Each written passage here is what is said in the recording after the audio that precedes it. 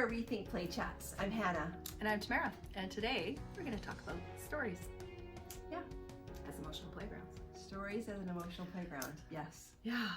Oh, stories are just so amazing. They're I think we could talk for probably a whole day about stories and still have more to talk about. But what we want to do is we want to just talk about what is it about stories that helps us to, I think about the idea of stories, they draw us in somehow. There's an element that draws us in, and in that process, it draws something out of us at the same time.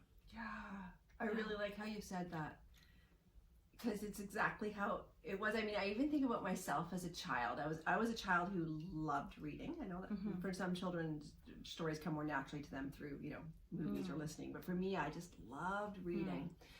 And I remember for me, my favorite book was and Gables.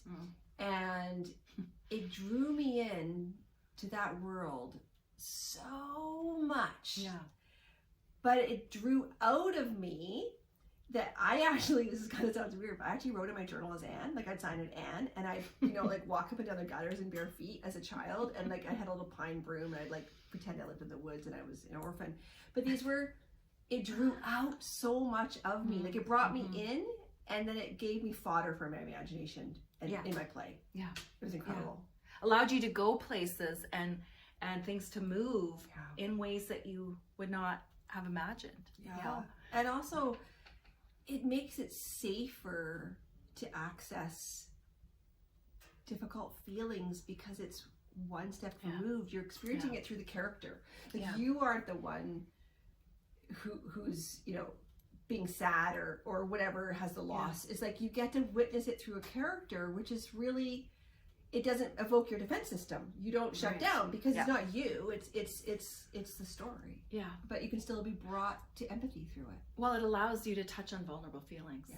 And I remember several occasions, but one in particular where I was reading, I think it was A Little Princess, actually, the same author as The Secret Garden. And this author just had such a way of bringing you into the characters and, just touching on certain emotions. And there was this one chapter where one of the characters dies. And I remember going, I can't read this, and thinking, no, but I have to. And I remember reading and my children and I all weeping as I read through this chapter. And it was just it was such a too big a thing to look at, the idea of mortality or of losing someone that they loved, and yet they could do it through the story and just touch ever so lightly, ever so briefly, and then the chapter was over and the door is closed, And the nice thing, Tamara, is that the wonderful thing about reading to children and to teens and to adults is that we typically stop reading to people as soon as they can read to themselves. Right. Yeah. And here you're reading this book, which clearly I'm sure your girls could read by that age because it's an older book. But they get to hear, as you were just saying, your emotion. Yeah. They get to be led on this journey by a human whose voice is cracking or whose voice is excited or the characters change in the voice or whatever it is.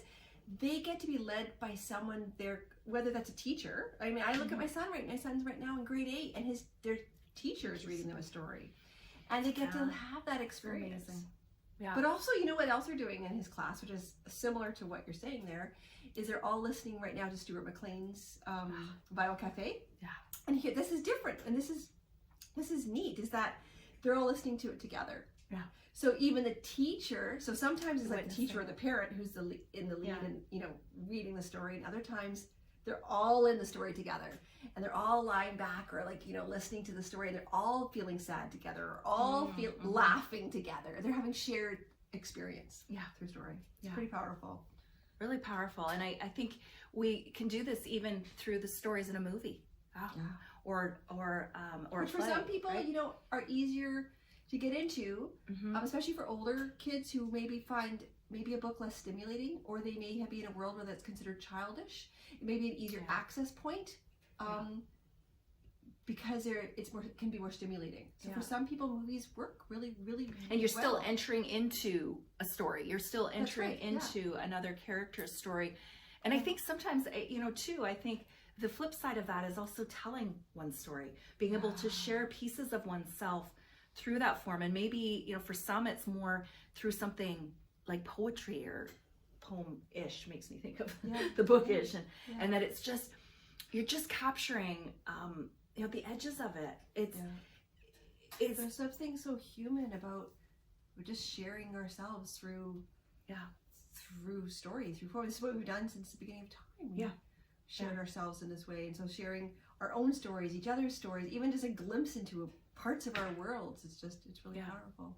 And like you said, through poetry, which is really making a comeback in the teen world. It is. Which is exciting. It is exciting.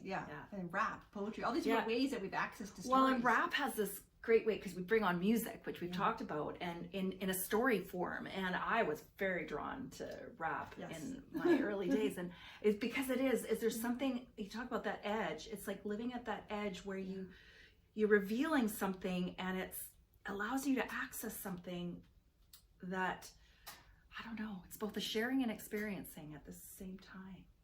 Yeah, exactly. Yeah. It's a window in. Window in.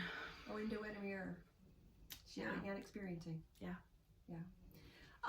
Okay, if you want to see more of our play chats, you can head to rethinkplayproject.com. Have a good week. See you again.